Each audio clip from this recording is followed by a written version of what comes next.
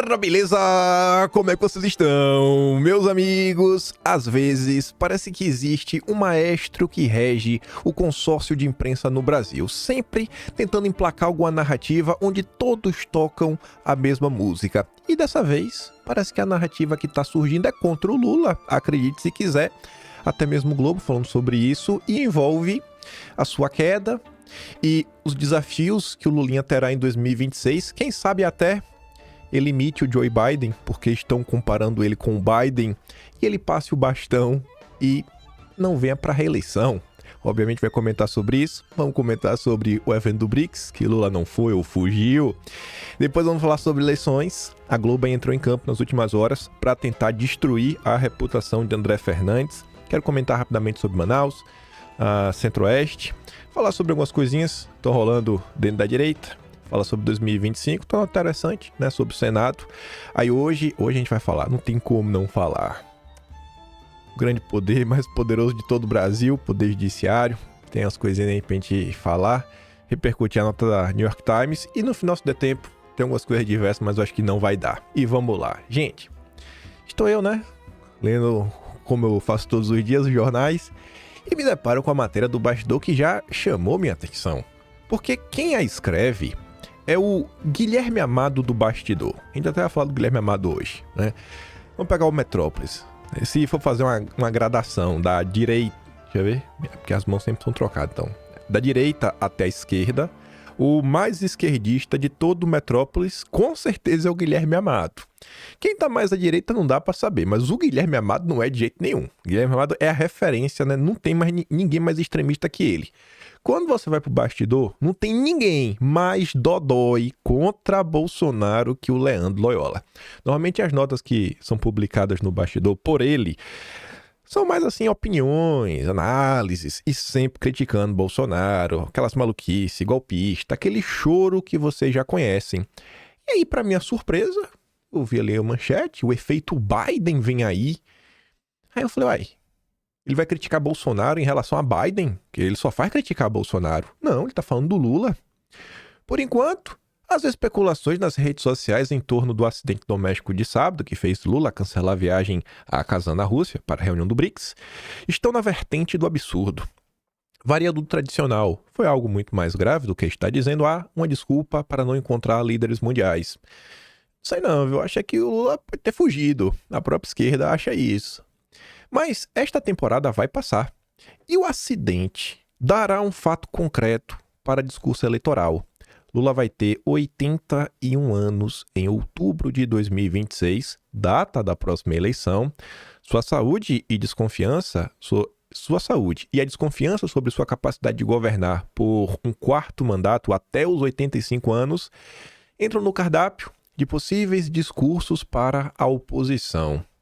Daqui até lá, as atitudes de Lula serão examinadas de perto em busca de sinais de que está debilitado, por mais que sua saúde seja tratada com transparência, aí você vê que o cara é torcedor do Lula. Por isso que eu fiquei surpreso, coisa que tradicionalmente não acontece no Brasil.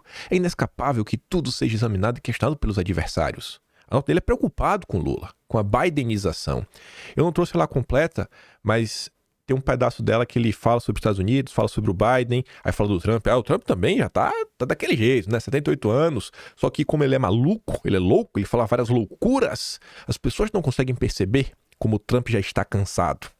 Aí ele volta para falar que o argumento da idade, né, em relação ao Lula, já foi lançado na campanha de São Paulo pelo então candidato Pablo Marçal. O Lula, ao contrário do Biden, não vai reconhecer a incapacidade e vai acabar competindo. O presidente dos Estados Unidos, Joe Biden, desistiu da reeleição em julho após demonstrar sinais de senilidade em um debate. Há um amplo espaço para acontecer o mesmo com Lula. A idade faz diferença a qualquer profissional, mas ainda a presidente da República. Desde o ano passado, políticos reclamam que o presidente não é o mesmo dos 2 primeiros mandatos. Não toma café, almoça e janta com políticos, nem encara longas jornadas. Em geral, a culpa é despejada na Janja. A realidade é que Lula se poupa. O maestro tem que tocar música, né, em vários instrumentos ao mesmo tempo, né? Vários músicos para a sinfonia acontecer. Vai a ele, Merval Pereira. que já foi... Eu sempre fico na dúvida se o Merval foi... Acho que ele foi chefe de redação de jornalismo do Globo em algum momento. É um cara grande lá dentro, né, na parte de jornalismo do Globo. Ele tá meio cansado, né? Aí tá lá na Globo News. Lula e o PT. Se for candidato à reeleição em 2026, será quase na base do sacrifício, porque não terá idade para enfrentar uma campanha eleitoral disputada. Ih, rapaz... A própria imprensa, assim, uma nota é estranho, mas duas, vindo de quem veio, não é a direita que está falando sobre isso. Assim como não foi a direita que pediu para o Biden renunciar. O establishment. O establishment não queria o Biden candidato. Por quê? Porque, assim, não teria chance nenhuma contra o Trump. O establishment não quer largar o osso e sabe que, Lula, não dá, irmão. Tá ruim. Tem que passar o bastão. Enquanto os médicos e o próprio presidente não se esquivam de avaliar como grave o acidente doméstico no banheiro que ocasionou, a queda do Lula, muitos petistas tentam tapar o sol com a peneira, garantindo que tudo está bem. Se dependesse desses, Lula teria viajado para a reunião na Rússia, o que seria uma extravagância perigosa. Durante muito tempo, o PT se recusou a fazer alianças fora de seu grupo de esquerda e agora sente falta delas. Ó, Merval tá falando, ó, irmão. Eu não queria se aliar para fora da esquerda. Veja o tom dos editoriais. É porque eu não trouxe alguns desses editoriais. A Folha mesmo falou que a esquerda precisava se reinventar. O Estadão, a gente comentou, falou que a esquerda se envelheceu no Brasil, é necessário, né? Uma nova esquerda. E também o Estadão falava que precisava de uma nova direita não bolsonarista e não golpista, e uma nova esquerda não lulista e que abraçasse o progressismo e o liberalismo. É o mesmo tom do Merval Pereira, né? Não, o PT não quis, mas agora o PT está abrindo o coração. Se aliou ao PSOL, que embora tenha nascido em protesto à crise de corrupção que afetou o partido em 2005, como mensalão, acabou virando o partido da área de influência do PT. Mesmo assim, Boulos tem poucas chances de ganhar a prefeitura de São Paulo. Foi um avanço na negociação partidária, pois o PT não costumava abrir mão da cabeça de chapa, mesmo sem condições de ganhar.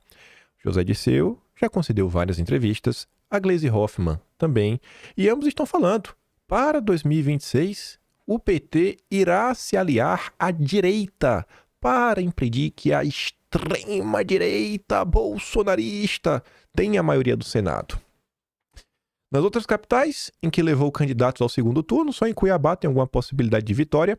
Em Fortaleza, Natal, Porto Alegre, está com a derrota prevista pelas pesquisas. Não sei, viu? Eu quero acreditar que sim. Mas o problema do PT é maior que esse. O partido depende de Lula, que especificamente nesse embate preferiu ficar de fora, porque tem aliança grande no Congresso, abrangendo a direita e o centrão.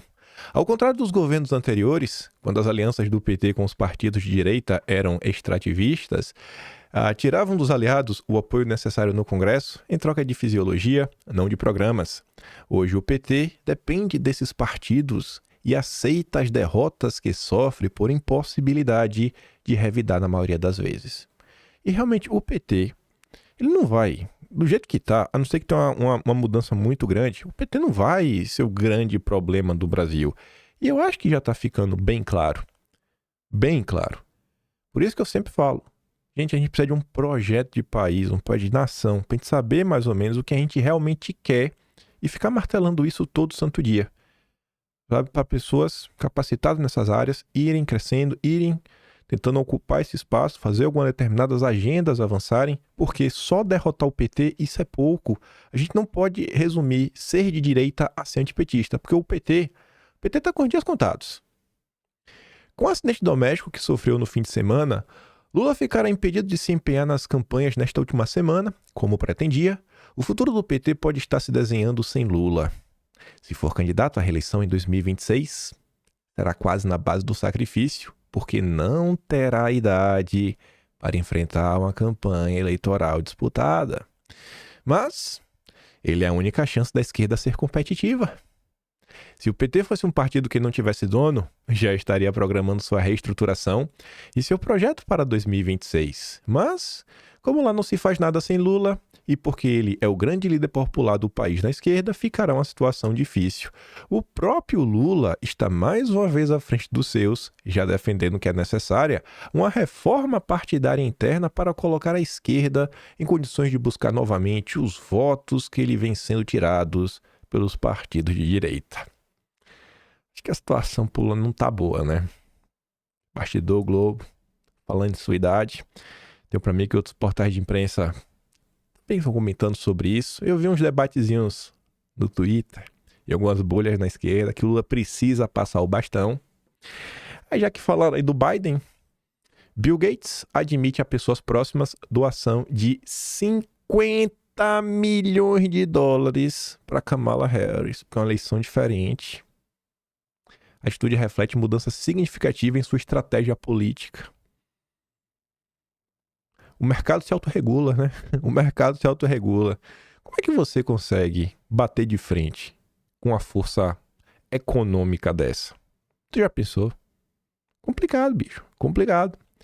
E aí a matéria do Globo, que na verdade não é do Globo, né? É do New York Times, e o Globo só está replicando no Brasil, diz que essa doação, ela iria ficar em sigilo.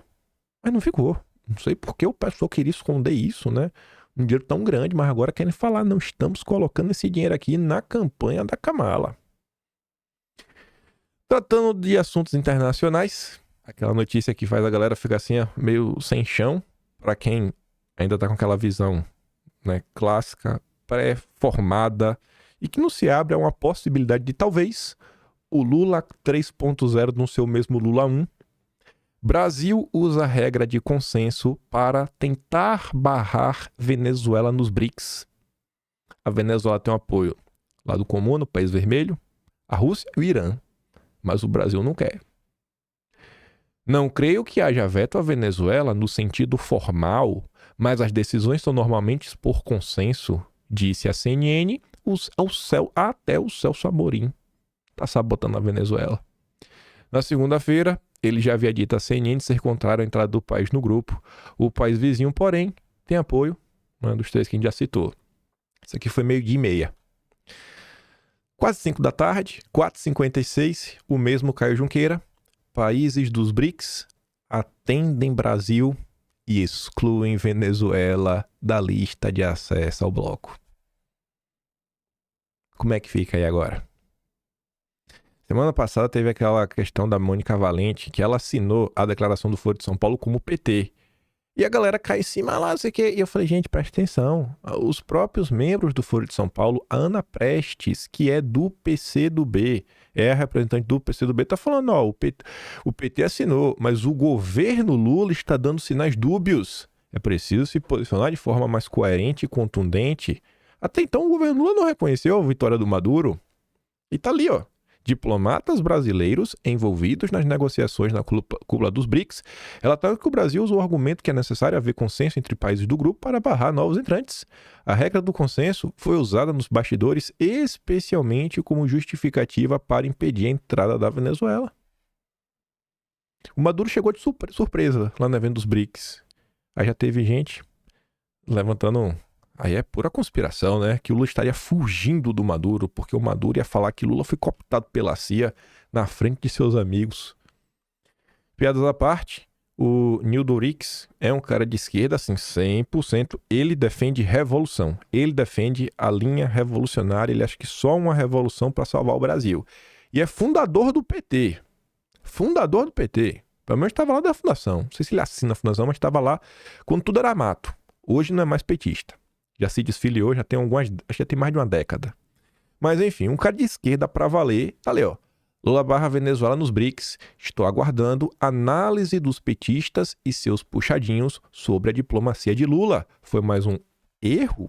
E os críticos de Lula, né? Manterão silêncio, como se o fato não tivesse ocorrido? Que tal? Tô perguntando. E por que eu gosto de trazer isso daqui? E fico trazendo sempre. Pra gente entender... O governo Lula é um governo globalista. Mais do que o governo comunista, o governo Lula é um governo globalista. Globalista. Não adianta querer lidar como se Lula fosse um comunista. Lula é um globalista. As políticas do governo Lula, em sua grande parte, elas são focadas. Todo esse pacote de agenda verde, todo esse pacote que a esquerda chama de neoliberal, a direita, sei lá, é o que o Olavo de Carvalho chamaria de metacapitalistas.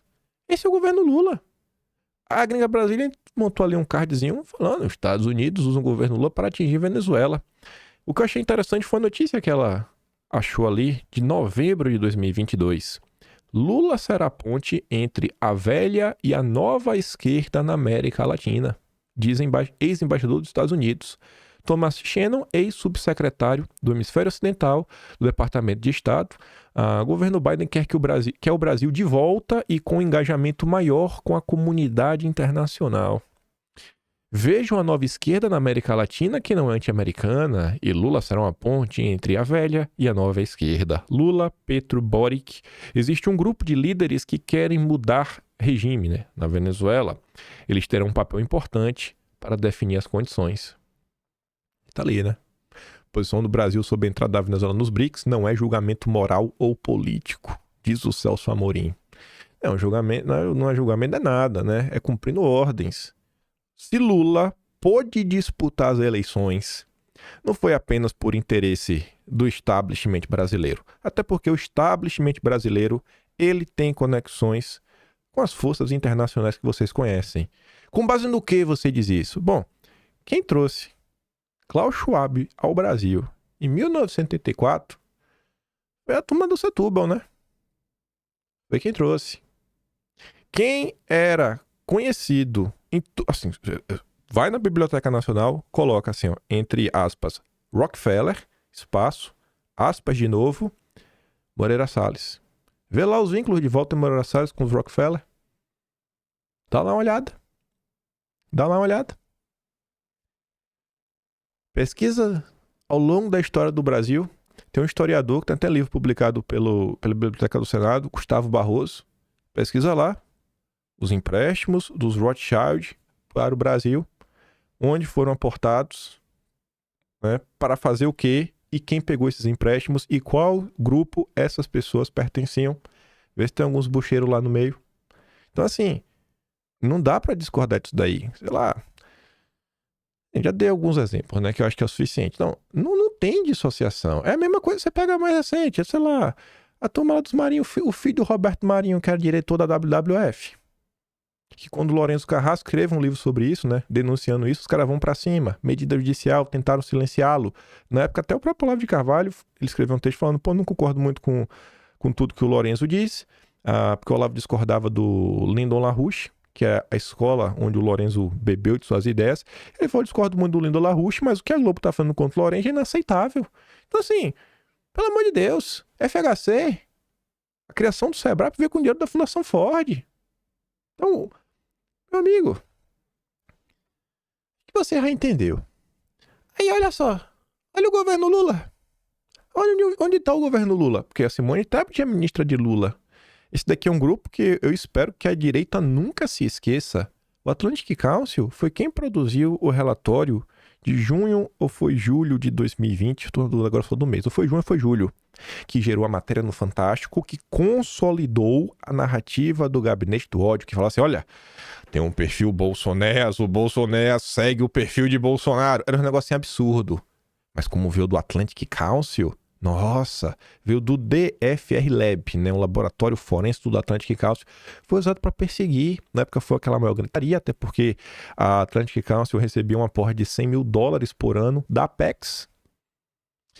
E a turma ideológica que entrou com o governo Bolsonaro em 2019 tentou encerrar esses contratos. E o Santos Cruz não deixou.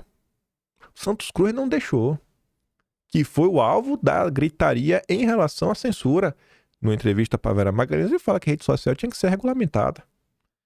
Assim, as coisas não são aleatórias. Você vai lá no Arquivo Nacional, digita Atlantic Council, tem lá texto falando, por exemplo, de sabotagem ao programa nuclear brasileiro e algumas ideias que a Atlantic Council colocou na mesa. Onde é que está lá Simone Tebet? Falando sobre crescimento sustentável. Crescimento sustentável, agenda verde, olha só, né? Enfim, aquele perfil ali não é um perfil de direita, mas nem de perto. Até você vê as bandeirinhas que tá ali no nome. Enquanto dá um balão em Kazan, o ministro da Fazenda desfila por Washington e a ministra do Planejamento e Orçamento do Brasil dá as caras no Atlantic Council. Não por coincidência, ambos compõem o Conselho Monetário Nacional. E Galípolo estava lá em Washington. O amigo mandou ontem um print da agenda dele. O Galípolo ia se encontrar... Deixa eu ser preciso aqui, deixa eu olhar aqui a imagem que eu digo para vocês. Eu ia postar no Twitter, nem coloquei. Aqui, ó. Gabriel Murica Galípolo. Aqui é a imagem do site oficial do governo. Das pazes internas em Washington, das 4h30 às 5h30, horário local, audiência com Nigel Schalk, Mission Chief for US, para tratar assuntos institucionais, fechado imprensa. E das 5h30 às 6h, audiência com Gita Gopinath, primeira subdiretora-geral do FMI, para tratar de assuntos institucionais em Washington, também fechado imprensa. Lá foi o Galípolo, né? Vai ser indicado para ser presidente do Banco Central, foi lá receber as ordens do FMI. Esse é o governo Lula. Estamos na mão do globalismo. Estamos na mão do globalismo. Quer enfraquecer o governo Lula e, ao mesmo tempo, enfraquecer a turma da censura? Vamos trabalhar por soberania nacional. Vamos trabalhar para enfraquecer as ONGs e esses think tanks, né, sei lá, grupos que têm ligações com governos estrangeiros. Todos. Não é país A ou país B. Todos. Tira do Brasil. Tem um projeto de lei sobre isso. É um caminho. É um caminho que você não está batendo de frente com nenhum ministro, né, com ninguém muito poderoso. Se bem que eu acho que na hora que esse projeto começar a andar, vai ser uma gritaria sem fim, né? Ongueiro, vocês sabem como é. Mas vamos lá. Começando a falar de eleição, o PCO estava fazendo uma autocrítica aí porque o PT está afundando. Porque o PT foi humilhado nas eleições municipais. O Ruizão responde. O PT não tem pulso político. Primeiro, uma coisa que nós não comentamos, mas que já temos há muito tempo como caracterização, é que essa eleição é uma eleição fria. Não há nenhum tipo de movimento político, deve ser político das massas. Bom, vamos aplicar isso aqui no sinal inverso? Sem querer ser arrogante, né? Mas acho que foram vocês, né? Acho que foi a turma do Bolsonaro que estava aí nas ruas, né? Fazendo campanha, militando, população assim, né? Ativa, engajada. Eu acho que o engajamento estava mais na direita, ou na extrema direita, como eles gostam de falar, né? E você vê, realmente, ó, ele tá falando que o PT fracassou por não ter o povo na rua. A direita teve o povo na rua e mandou relativamente bem. Segundo, a eleição é muito corrupta, a compra de votos foi altíssima e o PT não denuncia isso. Só denuncia chamadas fake news. Na verdade, fecha os olhos para a compra de votos, que é muito grande mesmo. O governo Lula não produziu nenhum resultado apreciável para as massas que pudesse impactar as eleições. Bom, e é bom saber, né, ter essa constatação. É só imposto que o Lula entregou para o pobre pagar. Só boleto. Outro ponto. A política do PT é uma política gelada. Se a situação é fria, a política é gelada. Você não sabe do que se trata. O PT quer se apresentar como anti-bolsonarista, mas não tem programa. Qual é o programa do Boulos em São Paulo? E se não tem, é um programa de direita. Pegando isso aqui aplicando o oposto, a direita, eu não acho que ela tem um programa, mas ela pelo menos tem algumas pautas que você sabe, não, cara, eu tô apoiando a direita por causa disso daqui. O cara que apoia o PT, por mais que você ainda possa falar assim, não, o PT é papel comum. Não, cara, nem todo mundo tá votando no PT ou vai votar no PT, tá por causa do comunismo. Antigamente, você pega 20 anos atrás, o cara fala, não, vou votar no PT porque peão não vota em patrão, né? Peão tem que votar em trabalhador. No Lula, foi sindicalista. Aí o cara tem um argumento como esse, né? O cara pensava no PT, pensava em sindicato, sabe, alguma coisa ligada, né, a, sei lá, mais regras trabalhistas, que seja. Gente, o que é que o PT representa hoje? Não é chutando o PT, não reclamando do PT, nem tentando minimizar o que é o PT, mas o PT não tem agenda mais. Não tem. Qual é a agenda do PT? Não tem, ninguém sabe mais. Sabe? A agenda do PT é o Lula, é ser vassalo do globalismo, do que seja, mas não tem mais programa. Você perguntar pro povão, cara, por que tu vota no PT? O cara não tem resposta. Agora, se tu perguntar pro cara de direita, irmão, por que tu segue o Bolsonaro? Ele fala, ó, primeiro porque o PT não dá, ele já vai mandar essa. O PT já virou senso comum. Não gosto do PT, eu sou um cara que eu acho que bandido, né, tem que ser tratado como bandido. Sou favorável a poder se defender, se não poder se defender. Sou contra a liberação de muitas coisas, tanto de consumir quanto meu corpo, minhas regras. Então o cara consegue colocar uma série de itens. O cara de direita ali consegue colocar uma série de itens. Pô, eu quero tirar o Estado de cima do meu cangote. Eu quero uma redução de imposto, eu quero isso, eu quero aquilo outro. Então ele tem uma base de ideias. E isso é o que está nos fazendo ir mais longe. É uma coisa que cativa. O PT não tem nada disso. Que nós não perdamos, não sei nem se essa palavra existe, né? Não vamos perder o discurso que a gente tem e vamos aprimorá-lo para ele ficar ainda mais sedutor. Temos que ser mais sedutores. Isso aqui não é sedução. Aqui não dá para vocês verem o tempo. Um recorte médio na Globo, e eu acho que isso é em todos os veículos, né? Você vê que tem mais ou menos um padrão.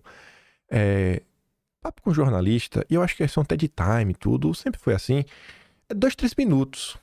Ninguém fala por horas e horas e horas. Não, cara, é rápido. O negócio tem que ser jogo rápido. Fala um, fala outro, fala um, fala outro, fala um, fala outro. É assim que vai. Esse vídeo tem 4 minutos. Isso aqui é muito fora do padrão. Muito fora do padrão. Muito fora do padrão. Com tanta coisa pra ser discutida, rapaz. Otávio Guedes, Andréa Sadi e a Valdi Vogel estão falando sobre os memes. O coitadinho do Boulos que é alvo de meme. Nossa, coitado do Boulos. Ai, as pessoas ficam falando que você é um invasor. Ah, meu Deus. Cara, o negócio é risível. O Otávio Guedes falando piadinha, o Boulos dando risada. O Leonardo Coutinho, que não é um cara assim militante, que gosta de ir pra cima, expor a hipocrisia dos jornalistas, mas não tá aguentando mais. Tá ali, ó, poço sem fundo. Não dá. A Globo realmente, minha Nossa Senhora. Aí a mesma Globo tá lá falando do vídeo do André Fernandes. É um vídeo dele falando que é o seguinte, né? Ah, o pessoal fica falando do femini, né? Ídio, bababá. Cara, e quantos homens também perdem suas vidas todos os dias? Assim, eu acho que o que o André tá falando no final do dia é o que grande parte da direita fala, que o problema não é o homem que perdeu a vida, não é a mulher que perdeu a vida. O problema é o ser humano. O problema é o ser humano. Vocês estão tentando dividir. Violência é uma coisa só. Tem que tratar como uma coisa só. Beleza que às vezes o alvo é um, o alvo é outro.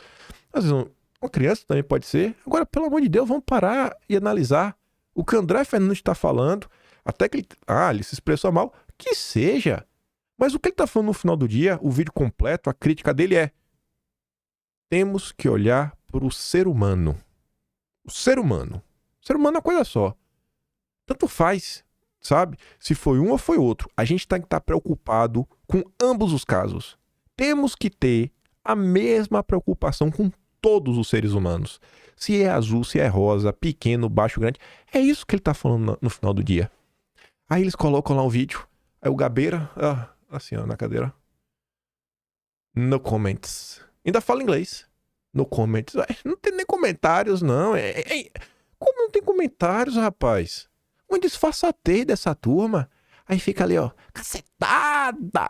A jornalista Flávia Oliveira deu cacetada no André Fernandes.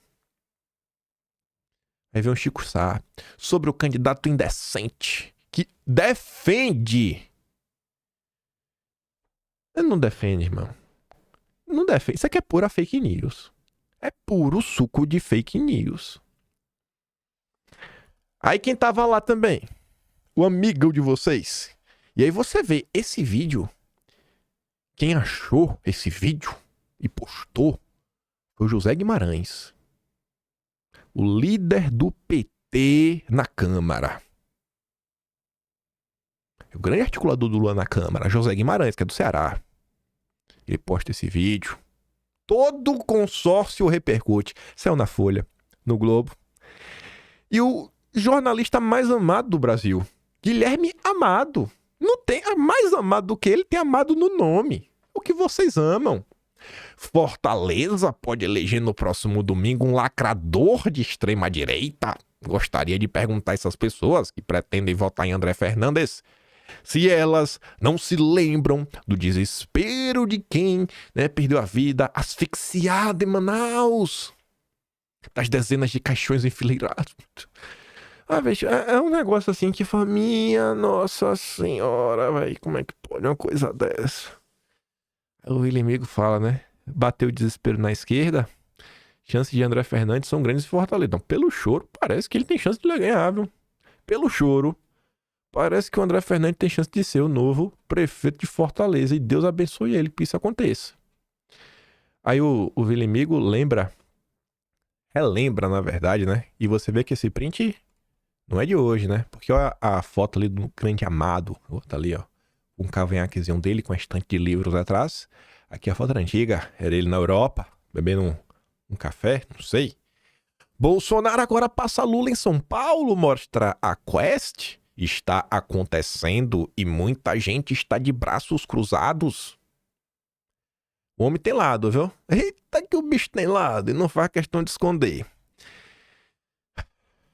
Indo pro norte do país, PSDB declara apoio a Alberto Neto contra a reeleição de David Almeida em Manaus. Presidente do PSDB no Amazonas, o senador Plínio Valério, disse que o número alto de indecisos em Manaus é a causa do partido ter decidido se posicionar no segundo turno. 4%, né, dos eleitores de Manaus disseram que não sabem em quem votar ou não responderam. E o Plínio Valério fala, cara, não é sobre direita e esquerda, é sobre o que é melhor para Manaus. Por isso a gente apoia o Capitão Alberto Neto. Vamos de Capitão Alberto Neto. E já sendo chato, né? Cadê o Zema? O PSDB, Cidadania, o AMON, Harry Potter de Manaus apoiando Alberto Neto. Fazendo campanha, sabe? Indo pra rua, tentando conquistar votos. Gente, sem brincadeira, a eleição é domingo, pessoal. A eleição é domingo, hoje é quarta de manhã. Qual é o apoio do Zema? Se alguém me explicar, eu até entendo, sim. Vocês acham que não precisava ter um pouquinho mais de empenho do Romeu Zema? O Fuad é o candidato do Lula, sendo apoiado pelo PT, PSB, PDT, todos os partidos de esquerda estão apoiando o Fuad e ele é do PSD do Kassab.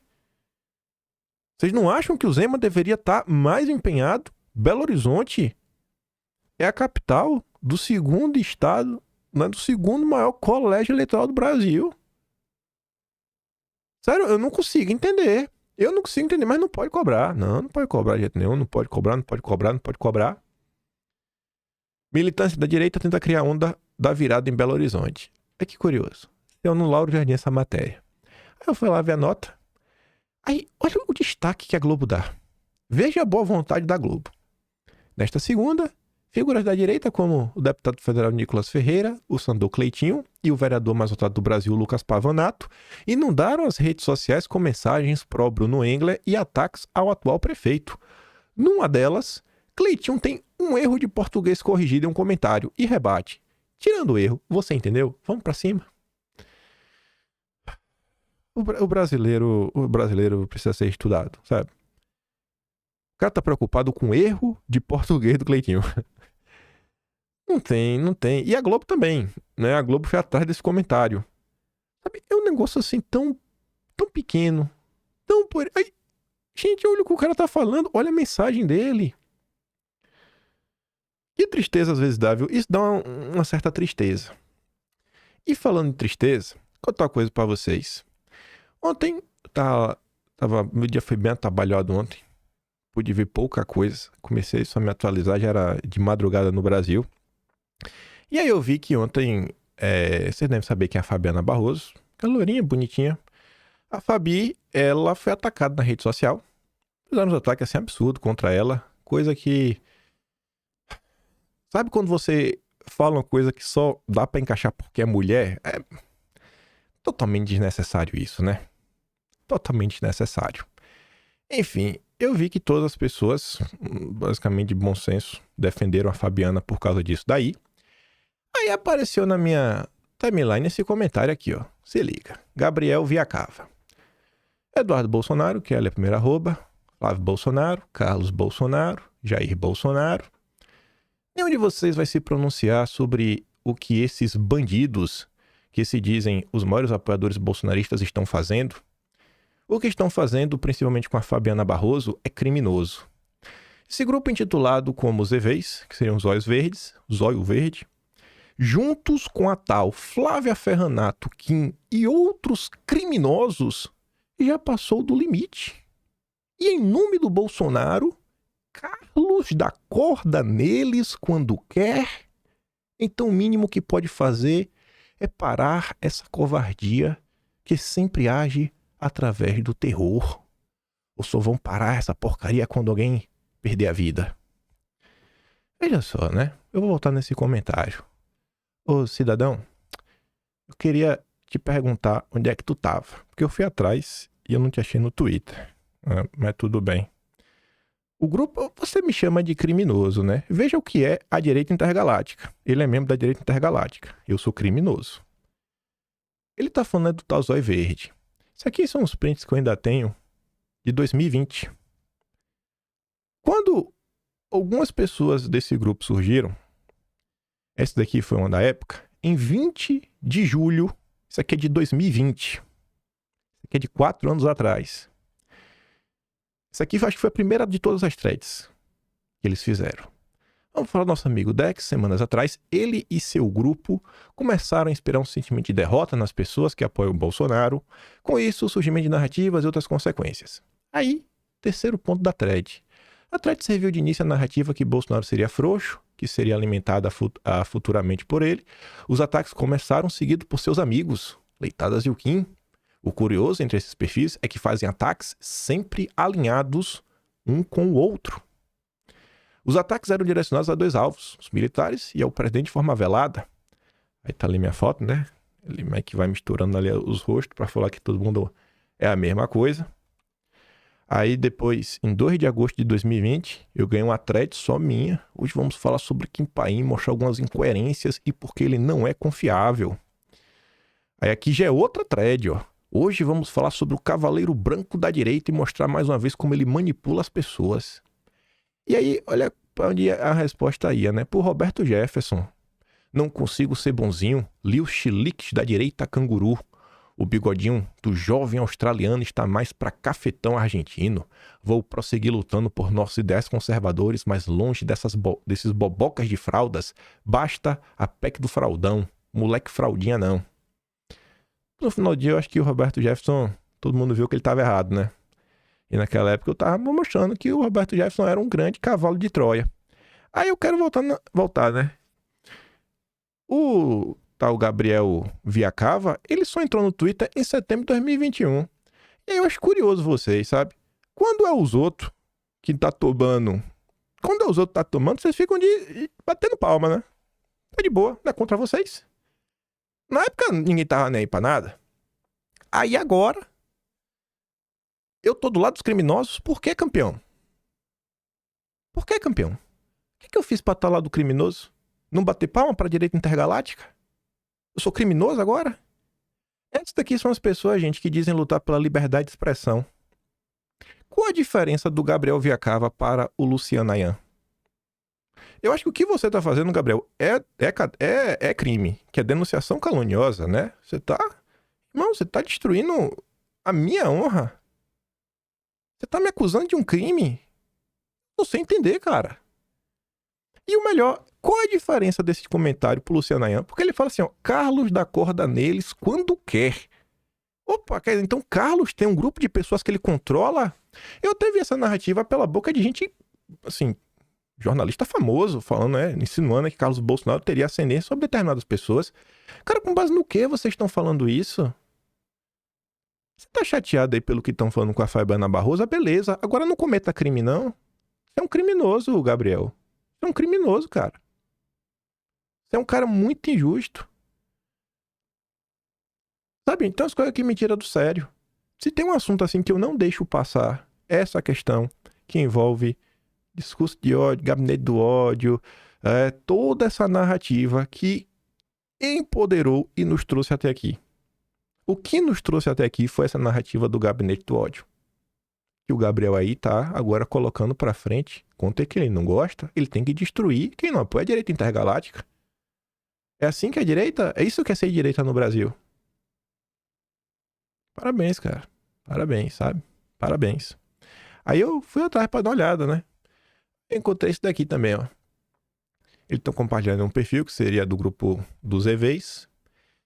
O cara fez um meme, né? Ele botou lá. Ele teria feito um. Ele fez um texto aí, marcou o Carlos Bolsonaro, coisa dessa.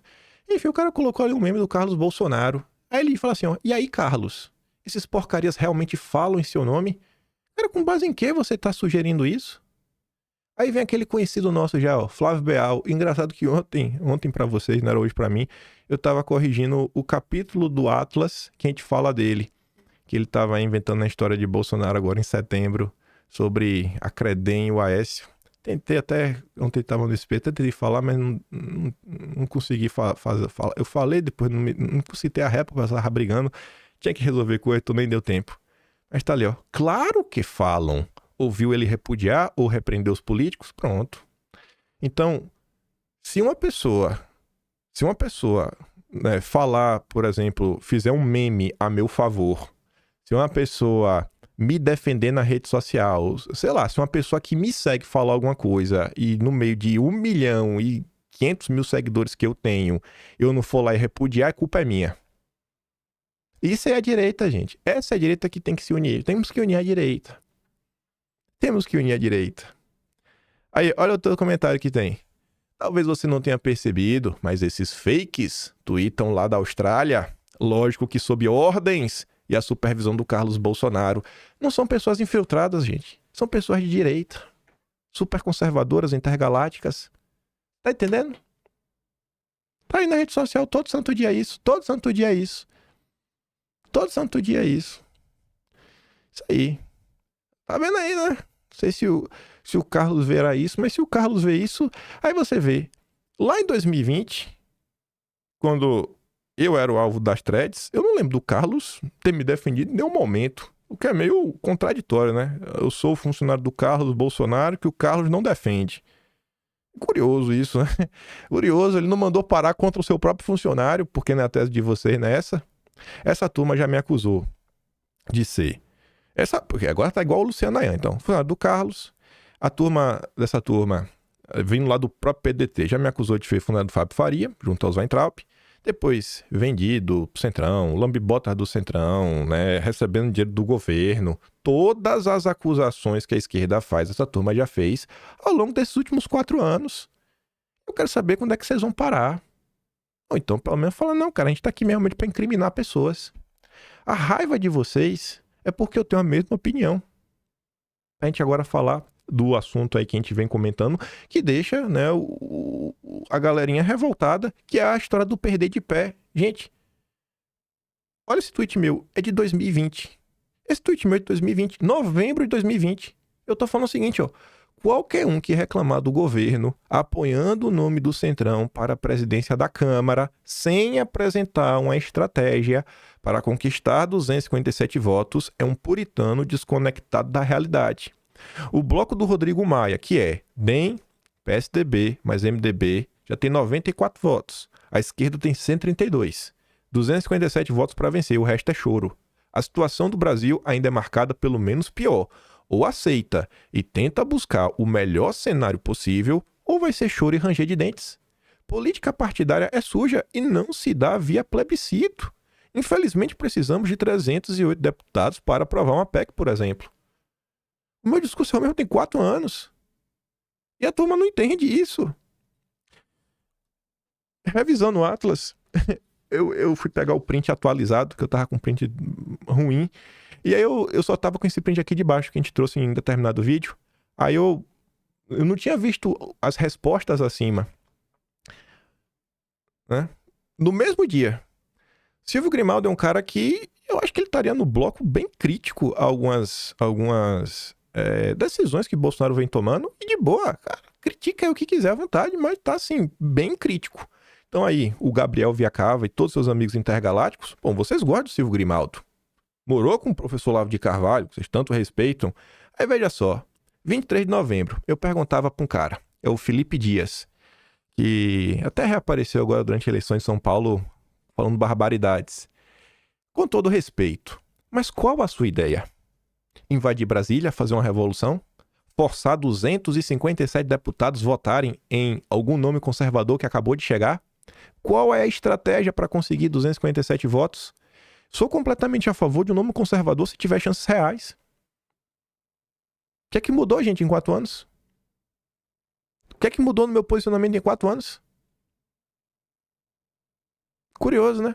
Aí você vê, Léo, o próprio Silvio Grimaldo, que tá numa aula muito crítica. Pode entrar lá, o cara é crítico a Bolsonaro. Eu duvido que ele ia falar que é um passapanista. Lira é a única opção viável e realista para o governo. Ele tem se mostrado um aliado leal e praticamente tem carregado o governo nas costas no Congresso há meses, enquanto Ramos e Vitor Hugo só fazem porcaria.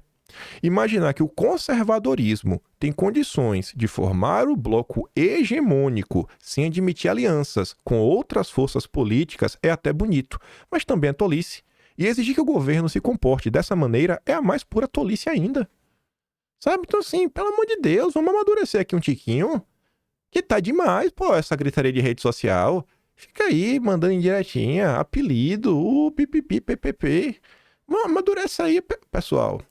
Em 2020, o meu cancelamento que começou em 2020 foi exatamente pontuando sobre isso em uma resposta que eu dei a uma mulher falando do Alcolumbre, que eu falei, voto com a relatora, foi exatamente isso. Você colocar no Twitter, busca filtrada, from, Kim Paim, from, Kim Paim, dá um espaço, bota assim, voto com a relatora, acho que vai aparecer. A gente falava sobre a eleição da sucessão no Senado, e ele falava assim, pô, tá pintando o cenário que basicamente, se o Alcolumbre na época ele tava meio que com parecer, para tentar justificar que ele podia vir para mais um mandato, né? Tentar se reeleger, e aí no final do dia nem ele pôde, nem o Maia pôde, e aí a menina falava mais assim, ó, pô, nas opções que tem aí, é o Alcolumbre, Simone Tebet e Renan Calheiros. Rapaz, dessas... parece que o Alcolumbre até seja o menos pior. Aí eu falo, volto com a relatora, pronto. Aí na época pegaram isso pra falar, ó lá. Foi até o Leitadas que tá ali na thread, que dizia que eu era de uma milícia digital, de destruição de reputações junto com o Leitadas. Então o cara que eu era da milícia, né, da milícia dele, eu rompi com ele. Uma loucura o que acontece na rede social todo santo dia.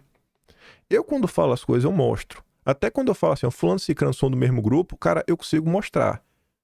E se um dia eu falar, tal pessoa recebe dinheiro do governo, tenha certeza que eu vim com print do portal de transparência, como algumas pessoas fazem. Tem um cara que eu trago não só o print do portal de transparência, como o cargo que ele teve em 2015 na era Dilma. O plano de Valdemar para o PL ter a maior bancada do Senado em 2024. Isso daqui pode influenciar um pouco na disputa para a presidência do Senado, tanto cargos na mesa quanto as comissões. A nota da Veja fala o seguinte: as articulações para a filiação da sigla, para a filiação na sigla de parlamentares que estão no cargo vão iniciar logo após o fim do pleito municipal. O presidente do partido, Valdemar, diz não ter dúvida de que aumentará a bancada de senadores antes do fim deste ano. Ele disse que a representação do partido deve saltar de 14 para 18 ou 19. E eu acho que isso é possível, por uma razão. Eu te digo por quê, e eu acho que você vai entender. Quem é que tem o maior fundo partidário no Brasil? O PL. Vai ter eleição em 2026. Então, o cara ele vai olhar o seguinte, cara, vai ser uma eleição complicada, uma eleição polarizada, a eleição do Senado vai ser polarizada, vai falar muito de judiciário, e vai ter muita gente aí que vai querer colar no bloquinho da direita. Porque, não, acho que a direita vai vir com sangue no olho pro Senado 2026, viu? A população acho que vai engajar. Então tem o engajamento, não é a chance. E um partido com fundo partidário, será que esse pessoal que vai ter que vir para a reeleição, será que essa turma tem chance? Se ficar no partido que eles estão, vão ter prioridade? Será que os partidos não, vamos dar prioridade aqui no Senado para essa turma? Eu não sei quem que o Valdemar tá cogitando nem nada, mas, por exemplo, o próprio Plínio Valério, pô, acho o Plínio Valério um cara bacana. Não concordo 100% com ele. A proposta de independência do Banco Central, eu acho furada. Mas o Plínio Valério é o cara da CPI das ONGs. Mostrou que globalista aqui não. Por mais que eu acho que essa questão da independência do Banco Central tem a ver com globalismo, mas eu acho um cara bacana. O Márcio Bittar, lá do Acre, também acho um cara bacana. Não sei se ele vem pra reeleição agora, acabou de se eleger. É um cara que tá bem mais à direita. Foi o relator da CPI das ONGs. Então, assim, eu não sei quem é que o Valdemar tá pensando em trazer. Não sei se é o Valdemar, não sei quem que tá na frente disso daqui. Não faço a mínima ideia. Mas isso daqui tem alguma condição de prosperar. Não depende de mim, só tô aqui comentando pra vocês. Aí, voltando. É o que eu digo pra você, né? Tem necessidade disso daqui? Olha que postagem. Aí você vai ver a foto, né? Tá lá, Bolsonaro com o Colombo. Nem coloquei a foto. Acredite se quiser.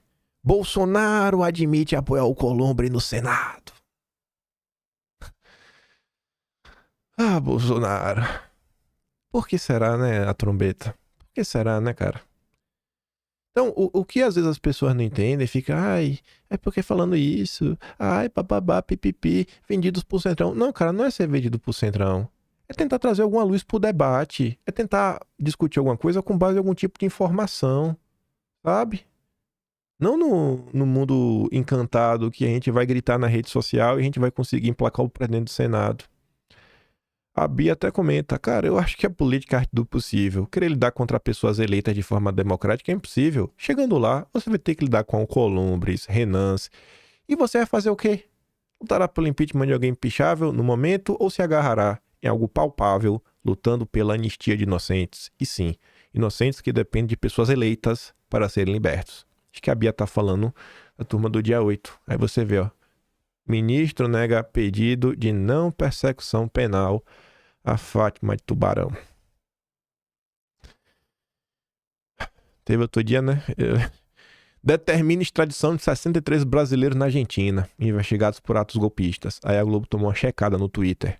O ministro não pode determinar a extradição de alguém que esteja em outro país. Ele pode, no máximo, solicitar isso a autoridades argentinas. Nesse caso, quem fará a extradição, se for aceita, é a Argentina, não o Brasil ou o ministro. E a revista Oeste informou semana passada que a Interpol se recusou a inserir aí, né, alguns envolvidos do dia 8 na lista vermelha. Falou, não dá, cara. Não vem com essa não. Pelo amor de Deus. Tá ali, né? Segundo fontes internas, prefiro manter anonimato. Os nomes brasileiros, né, dificilmente serão incluídos. Seria praticamente impossível porque o entendimento interno da Interpol que seriam crimes políticos, que não são de competência da organização. Além disso, as modalidades dos processos dos envolvidos no 8 de janeiro também sofrem de fortes questionamentos internos por parte da Interpol. E vamos falar da turma. Tinha duas notas ali com o Rumem também, porque essa aqui já tá demorando demais. E eu quero falar dela. Nota longa, acho que vai mais uns 20 minutos, mas vamos acelerar. New York Times semana passada fez uma longa nota aí para falar sobre o Supremo está salvando ou ameaçando a democracia. Obviamente que tá salvando, né? E quem discordar é golpista. Oh, meu Deus.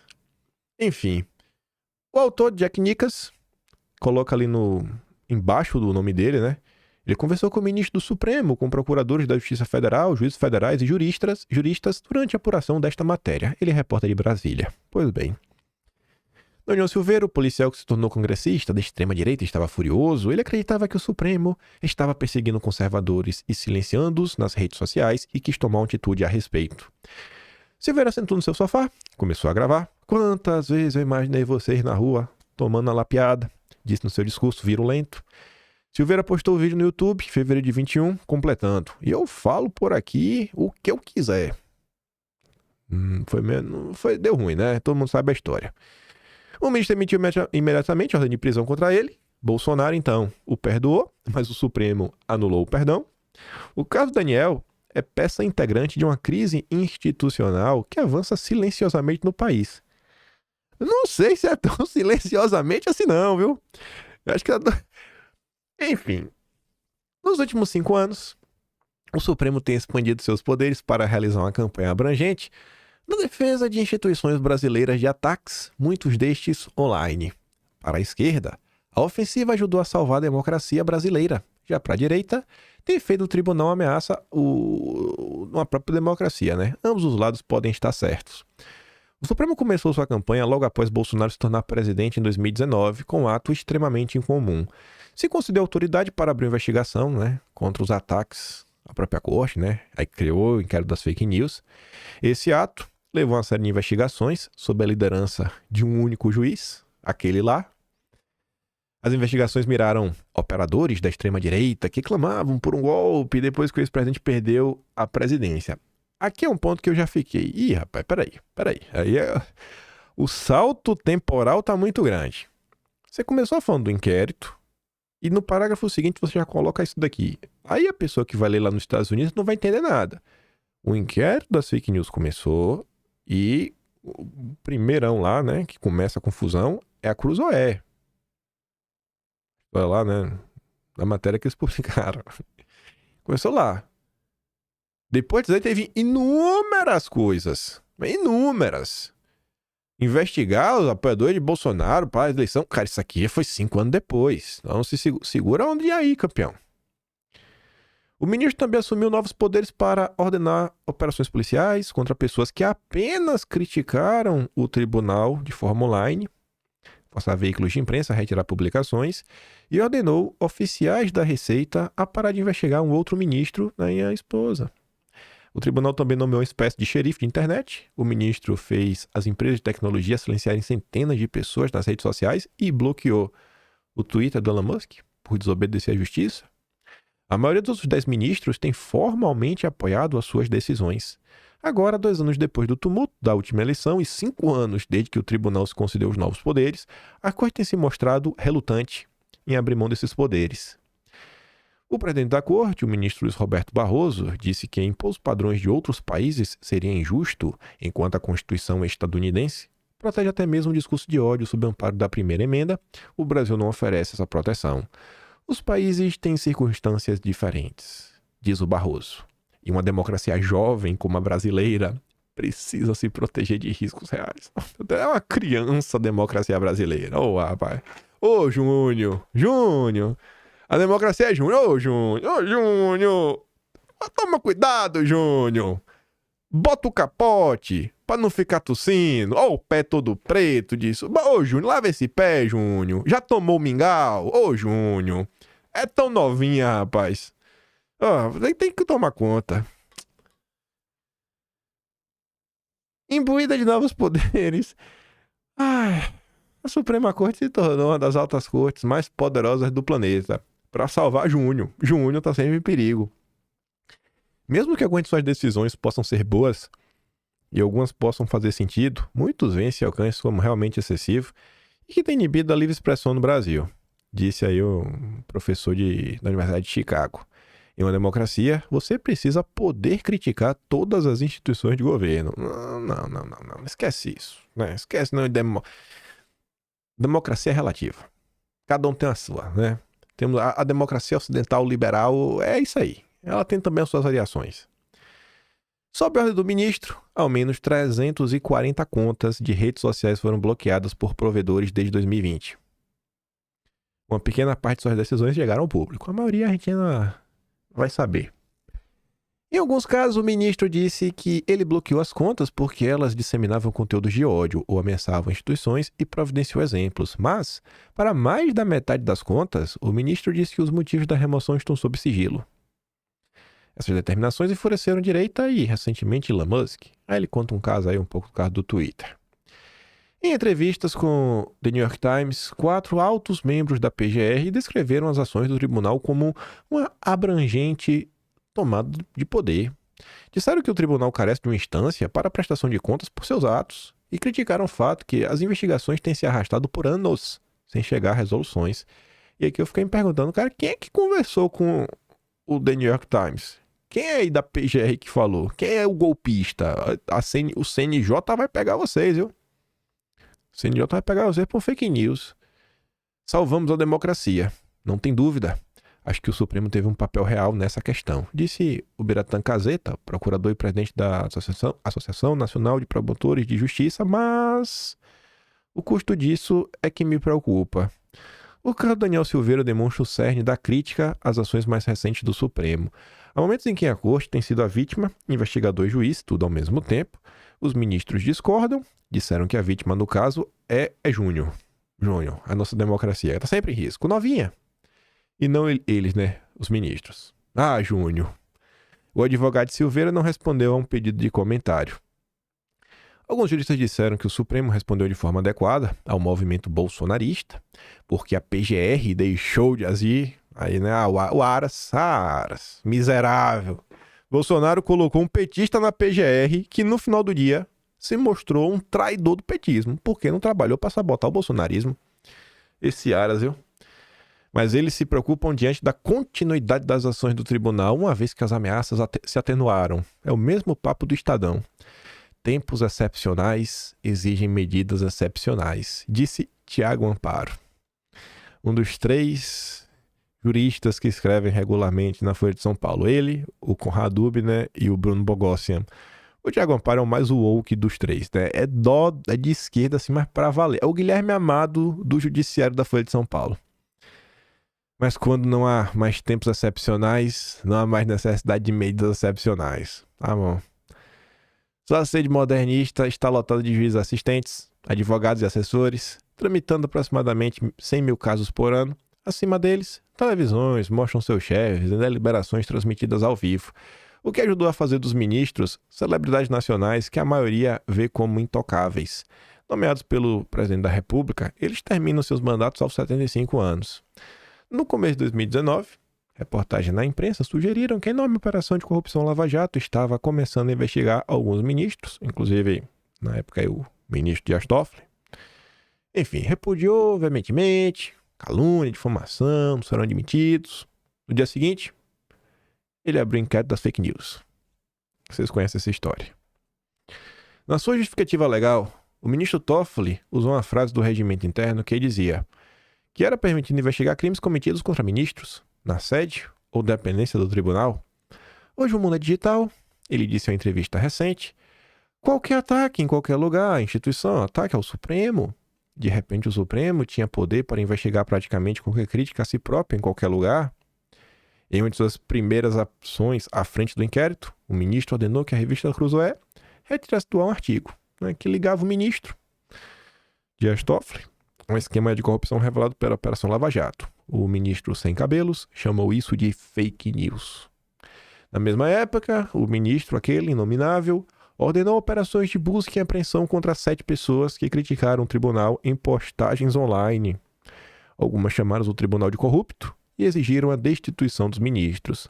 A polícia entrou na casa dos investigados, confiscando telefones e laptops. Anos depois, nenhuma denúncia foi apresentada. 5 anos. Mas bens apreendidos não foram devolvidos, segundo uma das pessoas alvo das buscas. Nos anos seguintes, o escopo do inquérito das fake news se ampliou e passou a focar em qualquer ataque às instituições. O ministro usou sua posição de relator para assumir o controle de pelo menos 8 inquéritos similares, a maioria focada nas ações de Bolsonaro e seus apoiadores. Isso fez o tribunal, o principal do bolsonarismo. Apoiadores furiosos de Bolsonaro ameaçaram os ministros online, gritaram com eles em público e rastrearam seus movimentos em particular. Quase nos finalmente, deixa eu ver se tem mais. Isso aí. É só mais 2.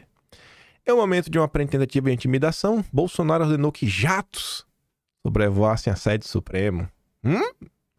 Será que teve isso mesmo, gente?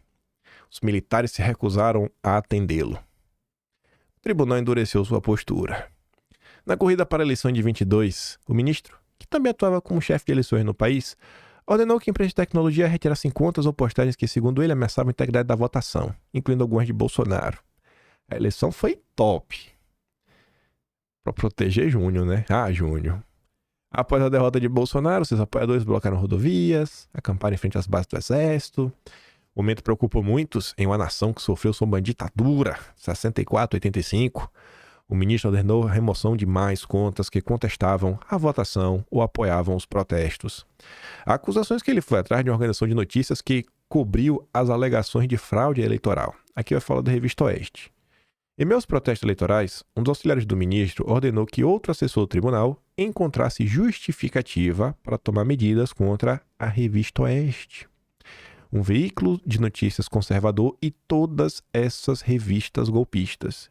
E ele cita lá as matérias do Verdivaldo, que acabou, né?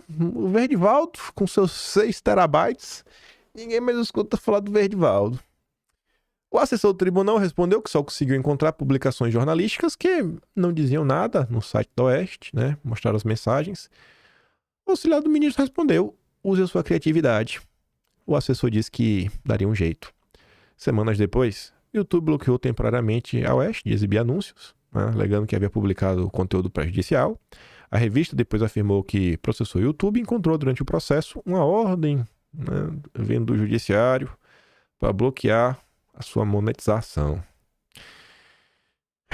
O texto depois ainda comenta sobre eventos recentes. É bem recente agora, que aconteceu nos últimos dias. Olha isso aqui. Uma das afirmações do texto é a questão da... Bolsonaro ordenou os caças. E lá. Quem inventou esse papo furado foi o Raul Jungmann, certa vez, em uma entrevista para Veja. E quem o desmentiu? A mesma Veja. O ex-comandante nega que houve pedido de Bolsonaro para sobrevoar o Supremo. Em entrevista à Veja, o ex-ministro da Defesa, Raul Jungmann, falou de um plano do presidente para intimar o Supremo. Leonardo Coutinho colocou parte da matéria, isso aqui, 30 de agosto de 2021. Um quase desmentido da entrevista do ex-ministro Raul Jungmann, na qual afirmou que Bolsonaro cogitou usar caças Gripen para estourar os vidros do Supremo. Vale lembrar que só há um Gripen no Brasil e ele está nas mãos da Embraer em testes. Então não parece muito plausível que Bolsonaro tentou fazer isso. Mas está lá na matéria, né? E vale também mencionar que quem ajudou a desmentir isso foi Hugo Marques, o melhor jornalista que tem na Veja, o mais honesto de todos. É um cara mais à direita. Hugo Marques aí manda bem, tem umas matérias boas, principalmente quanto ao MST. Chegou junto aí. Em 2022, na eleição, as matérias mais polêmicas que saíram foram escritas pelo Hugo Marques. Eu sei porque, nossa, a quantidade de processos que veio do PT, minha nossa senhora, vocês não têm noção da quantidade. Vocês realmente não têm vocês não têm sei lá, pensa a quantidade de temas variados que teve na eleição. 50 temas variados. Às vezes cada tema era um processo diferente. Quem viveu e sentiu na pele viu. Eu quis trazer essa notícia, vários dias tinha para trazer, eu poderia colocá-la sobre diversos aspectos. Podia conectar com a notícia que veio antes, com algumas também que tem aqui depois, como essa daqui, né? Responsabilidade das plataformas digitais, dentre outras coisas. Vou falar dessa linda foto. Ministro do Supremo e os ministros de Lula veem jogo do Brasil em camarote no Mané Garrincha. Mas, diante do que a gente comentou no tema anterior, eu deixei aqui de vocês... seria uma espécie de teste, tá? A gente vai, assim, estamos numa escola. Se você tivesse com a caneta do New York Times e você tivesse o poder de escrever a matéria que você quisesse, como você relataria tais fatos? Você sabe contar a sua dor? Você sabe contar a sua dor em fatos? Eu fico muito, mas muito indignado quando eu vejo a direita, que diz lutar pela liberdade de expressão, defender as teses que criaram a perseguição. Isso me indigna demais. E assim, eu duvido que tenha alguém que se debruçou sobre essas histórias mais do que eu ao longo desses anos, viu? Minha Nossa Senhora. E não é só de comentar, fiz aqui um comentário. Cara, me pede pra contar algumas histórias aí, eu acho que eu vou contar melhor que muita gente. Com fatos, dia, data, os envolvidos. Tem muito dossiê aí produzido. Salva aí que assiste quando quiser. E várias das histórias aí ao longo de 2023 pra cá, eu tentei resgatar. Quando apareceu algumas oportunidades. Quando, por exemplo, acho que foi novembro do ano passado. Deixa eu dar uma olhada aqui rápido. Pra afirmar na certeza, acho que foi novembro. Foi lá naquele episódio da Dama do Tráfico. Peraí. Aqui, Almanac 2023, novembro. Deixa eu ver.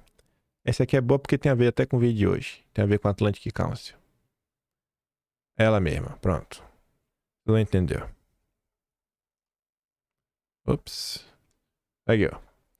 Atlas Brasileiro, novembro de 2023. Como eu não tinha tido a ideia de fazer o Atlas durante o governo Bolsonaro, eu falei, cara, quando tiver algumas histórias que foram importantes, vamos tentar recuperar, né? Enfim, No capítulo da Dama do Tráfico, isso depois até contou, acho que é aqui, ó, Relembrando Verdades. Isso. A revista Cruzoé, a mesma que publicou lá em 2019, né, o Blogueiros de Crachá, que deu toda a lista da perseguição, ela veio com um papinho para falar que o lulismo é igual ao bolsonarismo, porque o lulismo estava perseguindo a Andresa Matais e tudo mais, e a turma do Estadão, pelas denúncias da Dama do Tráfico. Aí lá para as tantas eles sabem isso daí, ataques organizados, petistas, tudo mais, né, tá lá as notas. E aí ele fala da questão dos disparos em massa, lá, né, de Bolsonaro e tudo mais. Então, eu aproveitei naquela época para quê? Para relembrar a história dos disparos em massa. Mostrar como foi a conclusão do caso. Que a Folha foi condenada. A denúncia foi condenada pelo Luciano Ayan, estão recorrendo até hoje. Bolsonaro foi absolvido e você vê, ó, aspas. Na noite desta terça, a corte voltou pela improcedência de duas ações de investigação judicial eleitoral propostas pelo PT e a coligação Brasil Soberano. As ações foram juizadas contra Bolsonaro e empresários teriam sido responsáveis por financiar o disparo em massa. Aí, olha a outra aspas da matéria. No mérito, por unanimidade, o TSE entendeu que não há nos autos os mínimos indícios que houve disparos ilegais de mensagem feitos em massa para prejudicar Haddad e eleger Bolsonaro em 2018. Em suma, a ação se baseou em reportagem da jornalista Patrícia Campos Melo, publicada pelo jornal Folha de São Paulo. Tudo recaiu no domínio da especulação, resumiu o ministro Luiz Roberto Barroso. Barroso falou isso. Quem sou eu para discordar do ministro? Alguém vai falar que o TSE é bolsonarista? Que o ministro Barroso é um grande fã de Bolsonaro? Além do posicionamento do ministro Barroso, o Conjur informou que, para o ministro Luiz Felipe Salomão, as duas AGs já estavam prontas para julgamento independente do compartilhamento de provas nas outras ações, porque o PDT sequer comprovou que havia conduta a ser investigada, sequer há nos autos prints das mensagens, prova que deveria ser fácil, uma vez que a alegação era de disparos em massa e não tem prova nenhuma. Aí desmontava, né, essa da Cruzoé. Aí eu aproveitava, né, Flipora Brasil, que é do Blogueiros de Crachá, a história dos 1.447 anúncios. Eles tentaram perseguir o Terça Livre.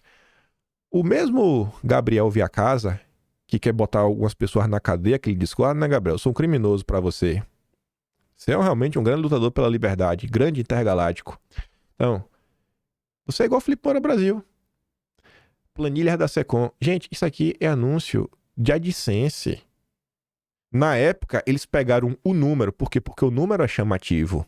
Nossa, 1.400 anúncios no YouTube. Mas ele nem até fala que é no YouTube. Esqueminha para pagar indiretamente e fingir que não recebem do governo. Aqui tava acusando o Terça Livre. Aí veio aqui, ó. Mesmo processo de criminalização pelas mãos do MBL, ó. Blog Terça Livre recebeu 1.447 anúncios do governo de seu canal. Nando Moura, na época, falando tudo. Só que, o que a gente tem? A gente tem documentos. Documentos pra gente provar. Eu tenho salvo essas coisas. Eu tinha salvo. E eu conto essas histórias. Qual é o documento? É o documento oficial da Google assinado pelo seu presidente, o Fábio Coelho. Os tais 1.447 anúncios do Terça Livre foram R$4. Que esquema de lavagem de dinheiro é esse com R$4, rapaz? Isso aqui é só comercial coisa. Aqui você vê mais ou menos, né? Como a gente é rico. Olha como eu sou rico.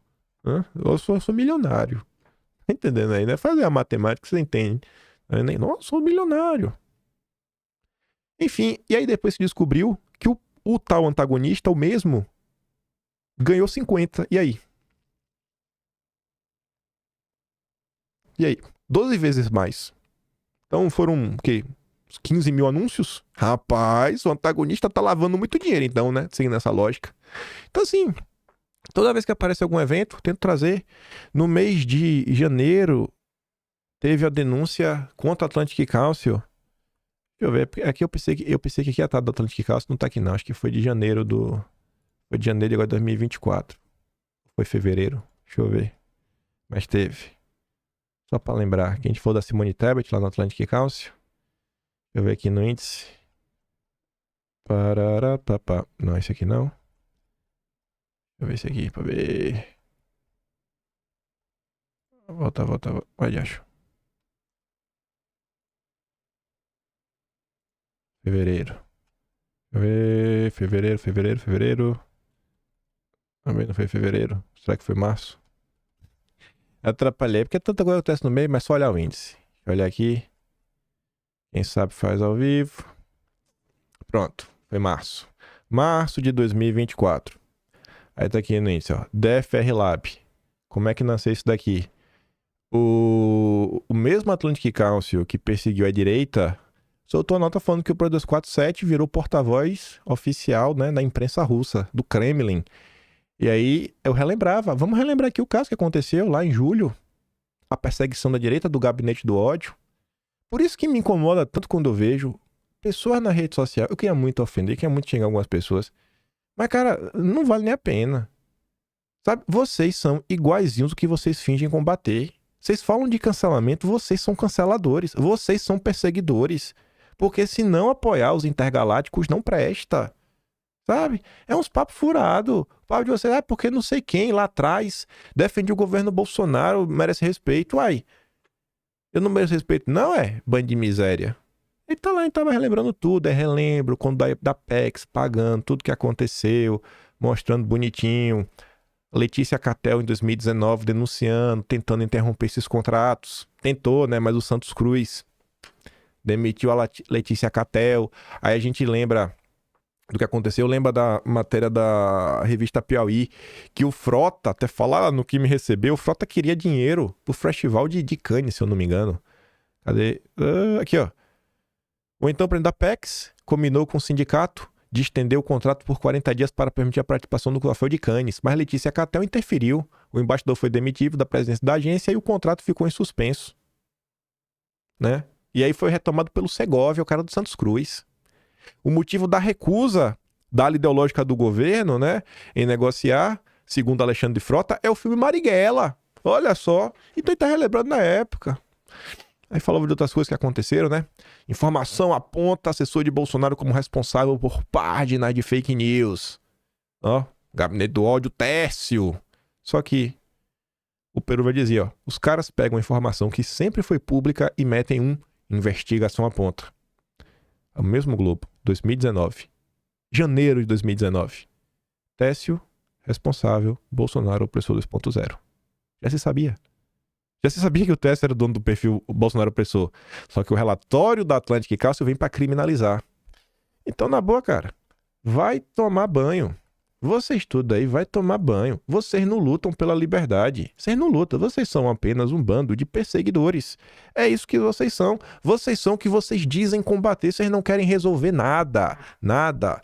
Você quer, sabe, é que todo mundo tenha um discurso único. As porradas que Bolsonaro toma, dia sim, dia também, me perdoa. Eu acho que eu sou uma das poucas pessoas que está aqui disposto a rebater uma coisa, a rebater outra. Mas vocês não querem isso.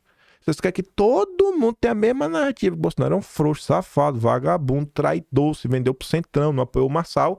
Tô fora disso, cara. Briga de vocês aí. Em 2020, quando era no meu, ninguém fala nada. Aí agora, eu sou membro de uma organização criminosa? É isso? Vocês estão vendo aí, gente. Por isso que eu digo, melhor separar a direita. Vai um pro lado, outro pro outro e vida que segue. Vida que segue. Vida que segue. Meu trabalho tá aqui. Amanhã eu vou estar de volta. E vocês vão estar chorando de novo. Como tá sendo nos últimos 4 anos. E é o que eu digo pra vocês. Existe uma ala da direita que me odeia. Não sei por que vocês me odeiam. Porque eu não vou seguir as ordens de vocês? Não vou. Meu compromisso. Pode chorar. É com o Bolsonaro. Só. Quer falar que eu sou vendido? Quer falar que eu recebo? Se iguala então ao MBL, não muda muita coisa mesmo, já são 4 anos disso. Não vou mudar a minha linha de trabalho. Não adianta. Chora livre. E eu fico por aqui. Deixa aquele grande beijo e abraço. E vocês aí, vai ter gente que me odeia, vai ter quem gosta de mim. Se você gosta de mim, quiser mais um pouco mais, passa mesmo do canal. O Tony Valeu, tem um P na descrição. Tem um Atlas brasileiro, né? Tá aí. Porque se for pra contar história, eu conto a história. Eu sei contar essa história. Tá pronto, inclusive. Com os links. Com a fonte, Globo. Só? Não, tem Globo, Folha, Veja, Metrópolis, Estadão, documentos oficiais da época, os documentos da CPMI, da CEQUIM, tá tudo lá. Lá, bonitinho, as peças, decisões judiciais, tá tudo lá. Valeu? Então, Toma tino na vida aí, viu? Vocês aí tomem tino na vida. Tino na vida. Aprende pelo menos a criticar com o mínimo de honra. Aquele grande beijo e abraço. Tamo juntos. Valeu, meus amigos. Fui.